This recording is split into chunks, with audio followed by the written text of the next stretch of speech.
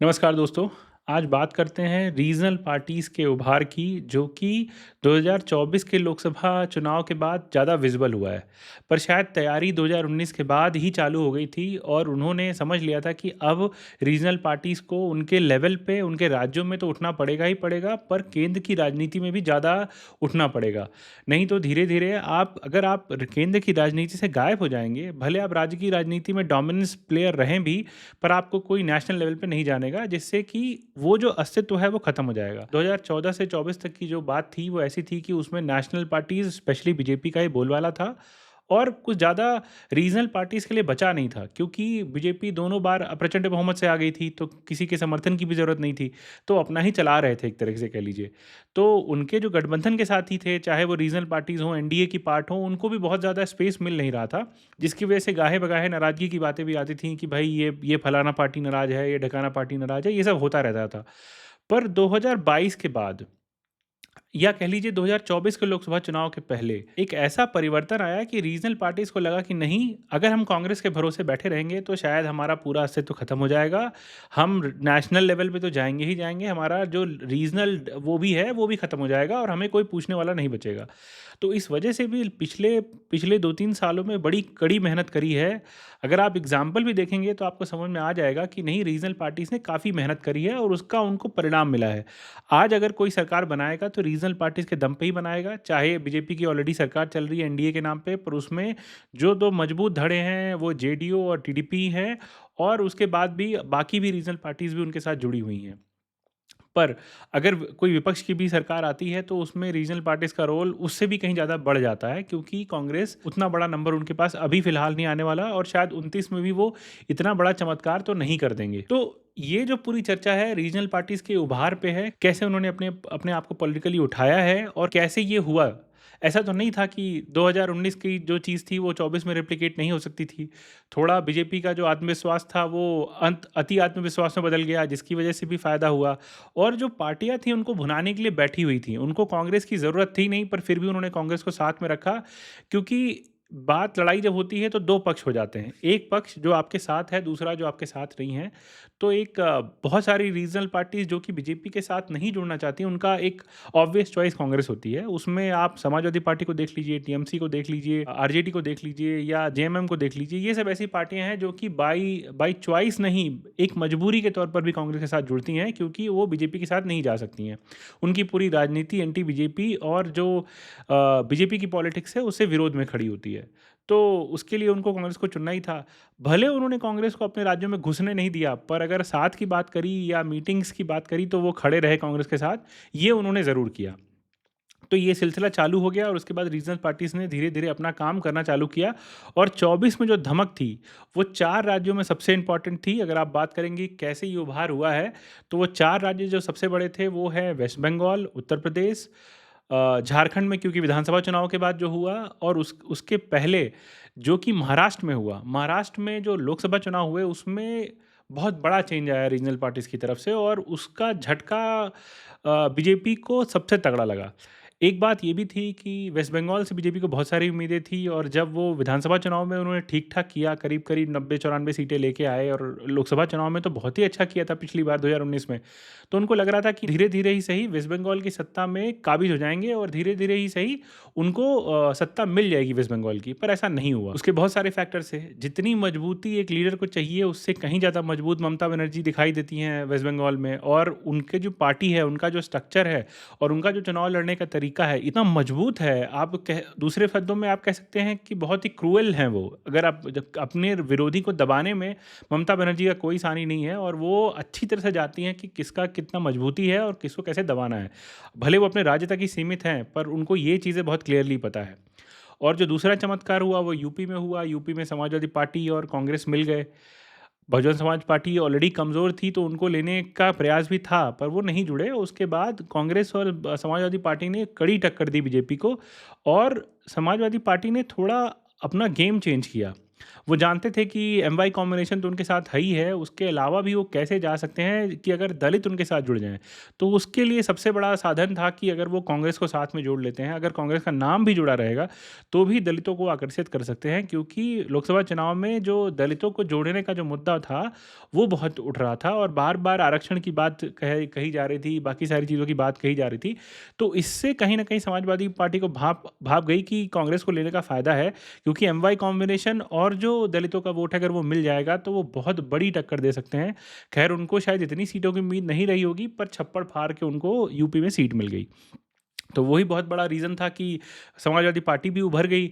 उन्होंने वैसे तो 2022 के विधानसभा चुनाव में भी दिखा दिया था कि उनकी तैयारी अच्छी है। बस एक ट्रिगर की कमी है कि वो कुछ चेंज कर सकते हैं। तो उन्होंने उसको भुना लिया। लोकसभा चुनाव में ऐसा माहौल बन रहा था और जो संविधान के खिलाफ माहौल बन गया, वो कहीं न कहीं दलितों के सेंटिमेंट को समाजवादी पार्टी की तरफ ले गया, जबकि समाजवादी पार्टी की तरफ कभी भी दलित गए नहीं थे। उसका सिर्फ़ एकमात्र रीज़न था कांग्रेस, क्योंकि कांग्रेस को अभी भी दलितों का अच्छा खासा समर्थन था और उसमें जो बड़ा फैक्टर था, उसमें संविधान बदलने की जो बात थी, उससे बहुत बड़ा चेंज आया और उस वजह से भी दलित वोट उस तरफ मूव कर गए। फिर आती है जेएमएम की बात या आरजेडी की बात। लोकसभा चुनाव में भले दोनों पार्टियों को ज़्यादा ज़्यादा सफलता प्राप्त नहीं हुई हो, पर जो आरजेडी का जो बदलाव था 2020 से भी देख लीजिए, आरजेडी एक बड़ी पार्टी होती चली जा रही है। अगर आप देखेंगे तो सबसे बड़ी पार्टी वो बन गई, बाद में उन्होंने लेफ्ट के जो एमएलएज़ हैं उनको मिला लिया, उसके बाद तो सबसे बड़ी पार्टी बन गई। पर हाँ, ग्राउंड पर भी आरजेडी का जो एक प्रतिपक्ष की पार्टी का जो हिसाब किताब होना चाहिए, उसमें वो बहुत मजबूत हैं। बार बार सत्ता बदलते ही सही, वो 2 बार डिप्टी सीएम भी बन चुके थे उस माहौल में।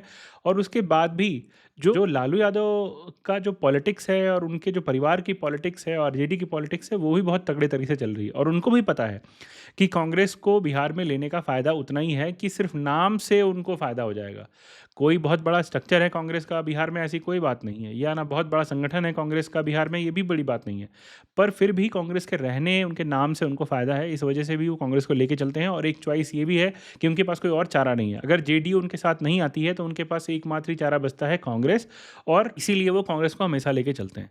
झारखंड में भी अगर आप बात करेंगे तो झारखंड में भी यही था। भले उनको लोकसभा चुनाव में ज़्यादा फ़ायदा नहीं मिला, पर विधानसभा चुनाव में वो प्रचंड जीत से आए। उसके पीछे रीज़न क्या है? वहाँ पे भी यही था कि जो रीजनल पार्टी का एक वो है कि कनेक्ट है, जो आदिवासियों का जो उनके साथ कनेक्ट है, वो बहुत तगड़ा था। और उन्होंने कभी आदिवासी वोटों को नहीं छोड़ा, चाहे लोकसभा चुनाव में भी उनको ठीक-ठाक आदिवासी वोट मिले थे, और विधानसभा चुनाव में तो ये क्लियर उन्होंने कर दिया कि वो एकमात्र दावेदार हैं इस वोट के, और उनको अच्छी खासी वोट मिली। और उन्होंने कांग्रेस का भी एक तरह से कह लीजिए कि नैया पार लगा दी झारखंड में, जहाँ पे झारखंड में कांग्रेस से कोई पूछने वाला नहीं है, वहाँ पे कांग्रेस को अच्छा खासा हिसाब किताब, अच्छा खासा वोट मिल गया। तो वो भी एक रीजनल पार्टीज़ के उभार के तौर पे देखा जा सकता है। और उसके बाद अब आते हैं जो कि बीजेपी जहाँ पे मजबूत नहीं है, मतलब कि साउथ की पार्टी। सबसे पहले अगर आप बात करेंगे तो हम तमिलनाडु चलते हैं। तमिलनाडु में ऐसा है कि डीएमके का हमेशा से लड़ाई एआईडीएमके से ही था। वहाँ पे कोई नेशनल पार्टी नहीं थी। कांग्रेस सिर्फ नाम मात्र की थी, ना कांग्रेस का कोई वजूद है, ना कांग्रेस का कोई ऐसा संगठन है तमिलनाडु में। पर तमिलनाडु के लिए भी अगर आप देखेंगे तो जो डीएमके का पलड़ा इसलिए भारी है क्योंकि एआईडीएमके बहुत कमज़ोर हो गई। जयललिता का नहीं रहना बहुत बड़ा एक तरह से फैक्टर आ गया। फिर एआईडीएमके में 2 फाड़ हो गए। उसके बाद कोई नेता जो जयललिता के स्टेचर का है वो नहीं है।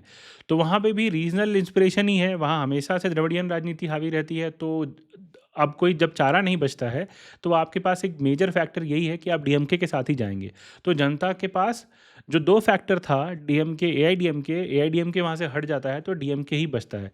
बीजेपी 13% वोट लेके आई, पर फिर भी कुछ उससे कोई फ़र्क नहीं पड़ा लोकसभा चुनाव में भी, और डीएमके और कांग्रेस को प्रचंड जीत मिली। और उसमें कांग्रेस का रोल सिर्फ नाम मात्र का है, ज़्यादातर डीएमके का ही है। और डीएमके जानती है कि कांग्रेस को रखने का फ़ायदा है, तो उन्होंने हमेशा उनको साथ रखा और आगे भी वो शायद साथ रखेंगे।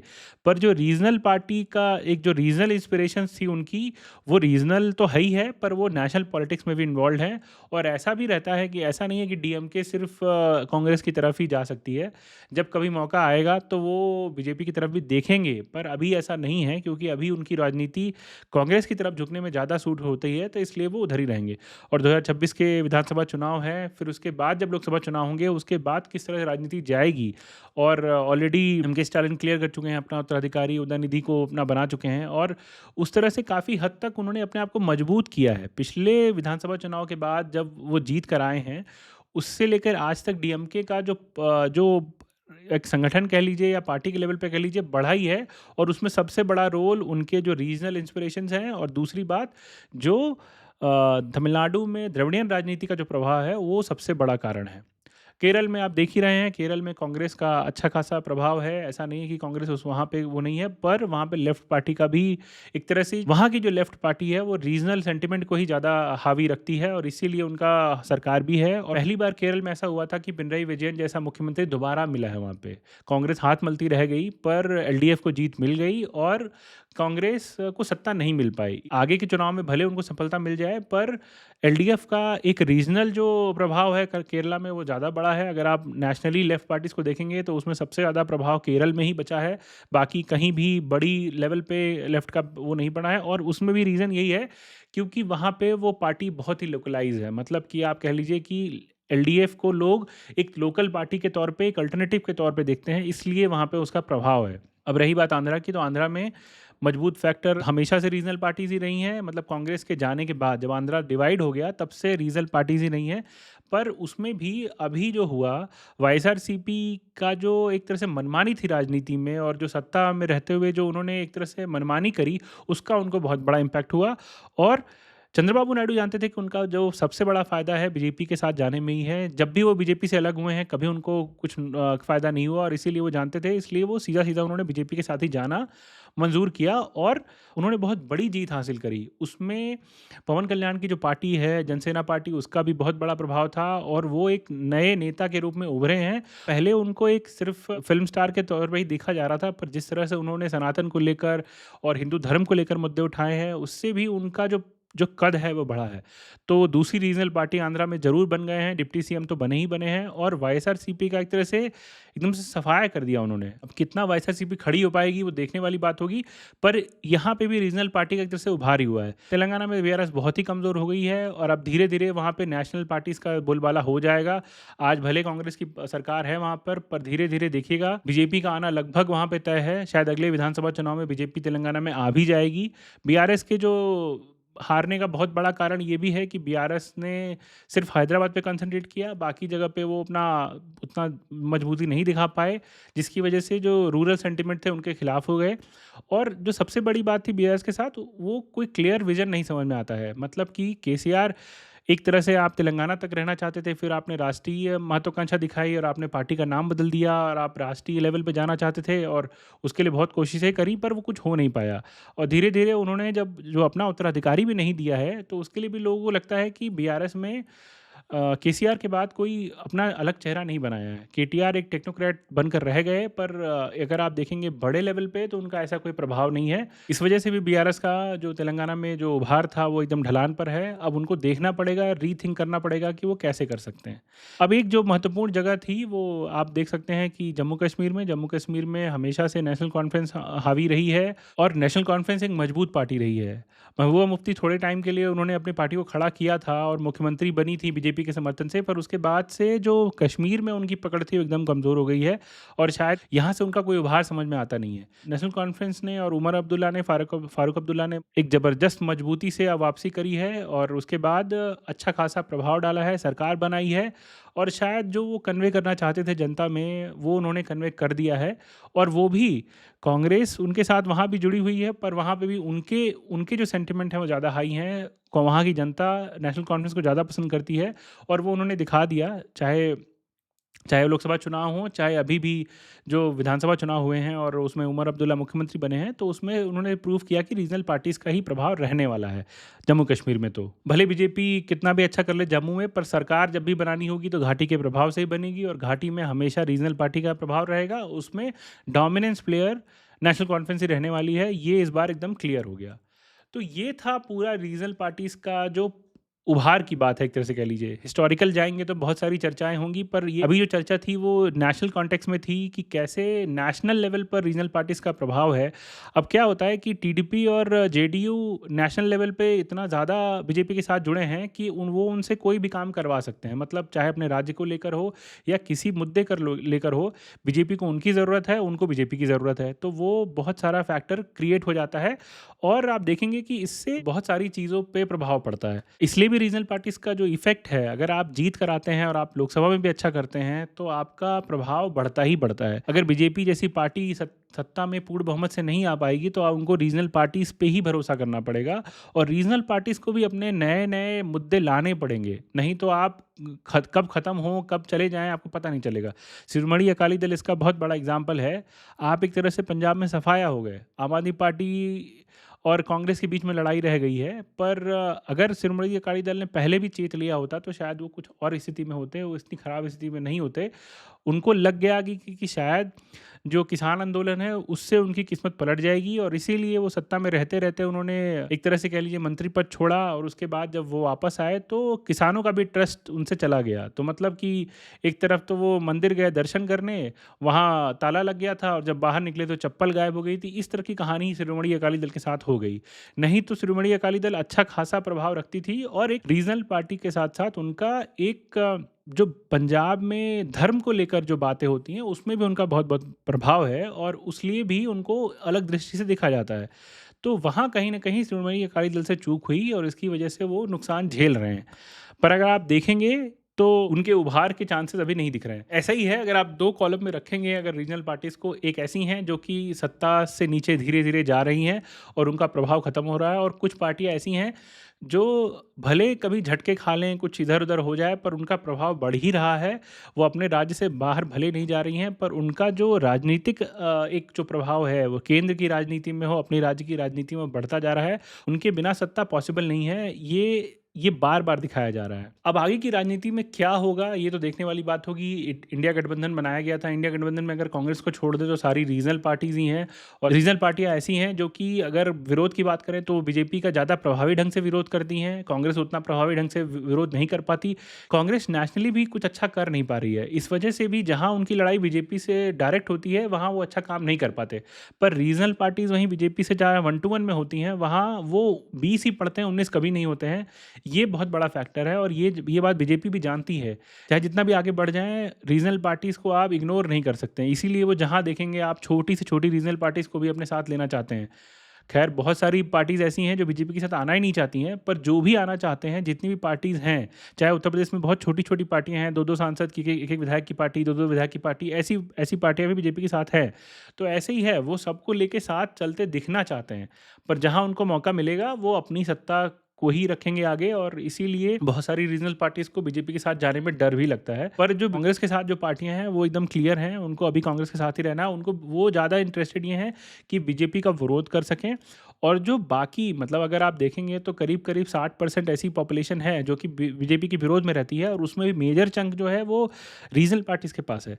तो उनका भी तो किसी को प्रतिनिधित्व करना ही है। तो वैसे वैसे लोगों को भी तो चाहिए ना कि रिप्रेजेंटेशन मिले, तो उसके लिए रीजनल पार्टीज़ ही हैं और वो पूरी तरह से प्रभावी हैं। वो कोई ऐसा मौका नहीं छोड़ना चाहती जिससे कि बीजेपी का एक जो बाइपोलर पॉलिटिक्स की कोशिश है कि प्रेसिडेंशियल इलेक्शन के तौर पर एक पूरा सिस्टम खड़ा कर दिया जाए इंडिया में, तो वो बहुत ही मुश्किल है और इसीलिए वन नेशन वन इलेक्शन जैसी जो नई-नई विचार हैं, उनका भी रीजनल पार्टीज़ बहुत विरोध करती हैं। उनको लगता है कि कहीं न कहीं इसका सबसे बड़ा नुकसान उनको है, क्योंकि अगर इलेक्शन होंगे और नेशनल सेंटिमेंट किसी इलेक्शन में हावी हो गए, तो रीजनल पार्टीज़ का बोलबाला नहीं रहेगा और वो हार जाएँगी। और अगर ऐसा हो गया, तो उसमें 5 साल के लिए अगर आप दूर हो गए सत्ता से, तो आप दोबारा जब आएँगे, तो उस मजबूती से नहीं आएँगे। क्योंकि रिसोर्सेज़ के मामले में अगर आप देखेंगे, तो जो नेशनल पार्टीज़ हैं, उनके पास रिसोर्सेज़ ज़्यादा हैं। चुनाव ऐसे नहीं लड़े जाते, बिना पैसे के, बिना धन के चुनाव नहीं लड़ा जा सकता और रिसोर्सेज़ के बिना तो बिल्कुल ही नहीं। क्योंकि आजकल जितनी मशीनरी लगती है, चुनाव हैंडल करने वाली एक पूरी पार्टी होती है जो कि चुनाव हैंडल करती है, उनका भी इतना खर्चा, फिर ग्राउंड पर नीतियों को लाने का खर्चा, फिर पूरा मैसेजिंग पहुँचाने का खर्चा, ये सब इतना तगड़ा होता है कि इतना आसान नहीं है। और इसीलिए रीजनल पार्टीज़ को भी पता है कि जितना सत्ता से दूर जाएँगे, उनका ये चीज़ खत्म हो जाएगा। इसीलिए रीजनल पार्टीज़ ज़्यादा से ज़्यादा सत्ता में रहना चाहती हैं। अगर सत्ता में वो रहेंगे, तो उनका जो विरोध का तरीका है और उनका जो पार्टी को बढ़ाने का जो मैकेनिज्म है, वो ज़्यादा रहेगा। पर वन नेशन वन इलेक्शन उनके लिए फ़ायदेमंद नहीं है, इसका उन्होंने पहले से ही मुद्दा उठा दिया है। पर हाँ, कोशिश उनकी यही रहेगी कि इसी तरह से चुनाव चलते रहें, जिससे कि वो अपने हिसाब से चुनाव को मोल्ड कर पाएँ और मोल्ड ऐसा करें कि बीजेपी को तगड़ा झटका दे पाएँ। और इस वजह से भी वो चाहते हैं कि इसके बियॉन्ड ना जाए। चीज़ें। तो ये था रीजनल पार्टीज़ और नेशनल पार्टीज़ के बीच में एक तरह से कंपैरिज़न, कैसे रीजनल पार्टीज़ का उभार हुआ है। बहुत सारी चीज़ें हैं, बहुत चैलेंजेस हैं उनके साथ, चाहे वो धनबल को लेके कह लीजिए, या अपने जो मुद्दों को, या अपने जो रीजनल इंस्पिरेशन के लिए उनकी जो फ़ाइट है वो अभी भी चल रही है। हाँ, बहुत सारी चीज़ें ऐसी हैं जो कि नुकसानदेह भी होती हैं। आप गठबंधन की राजनीति में जो एक तरह से कह लीजिए बार्गेनिंग वाली राजनीति है वो चल जाती है, उसका भी बहुत बड़ा नुकसान जनता को ही होता है। तो उसके लिए भी रीजनल पार्टीज़ को ज़िम्मेदार माना जाता है कि वो बार्गेन करते हैं। पर फिर भी अगर आप ओवरऑल देखेंगे, तो अगर फेडरल स्ट्रक्चर में रीजनल पार्टीज़ का रोल देखेंगे तो बहुत तगड़ा है, और वो अपने-अपने राज्यों में लोकल जो मुद्दे हैं, लोकल जो एस्पिरेशंस हैं, उनको उठाने में बहुत कामयाब रहे हैं। पर उसके लिए उनको बहुत चैलेंजेस का भी सामना करना पड़ रहा है। पर हाँ, उन्होंने जिस तरह से अभी रिसेंट में जिस तरह से अपने आप को उभारा है, वो एक तरह से एग्जाम्पल है कि कैसे सत्ता में आया जाता है। और ये कांग्रेस के लिए बहुत बड़ा चैलेंज है कि कैसे आप उनका स्पेस लेंगे, जो कि वो पॉसिबल नहीं है। कांग्रेस के लिए अभी दिल्ली दूर है, और रीजनल पार्टीज़ के लिए ये है कि रीजनल पार्टीज ऐसा कर सकती हैं कि वो कांग्रेस को हटा के भी अगर एक नया गुट बना लेंगे, वो भी बीजेपी के लिए बहुत बड़ी मुश्किल खड़ी कर देगा। भले कोई कुछ भी कहता रहे, पर रीजनल पार्टीज का वर्चस्व तो है, और वो आगे भी बना रहेगा। तो इसी से अपनी चर्चा को समाप्त करते हैं, और आप सभी ऐसे ही चैनल को आगे देखते रहें, आगे बढ़ाते रहें, लोगों के साथ शेयर करें, लाइक करें, सब्सक्राइब करें, और अपना प्यार ऐसे बनाए रहें। बहुत बहुत धन्यवाद। नमस्कार।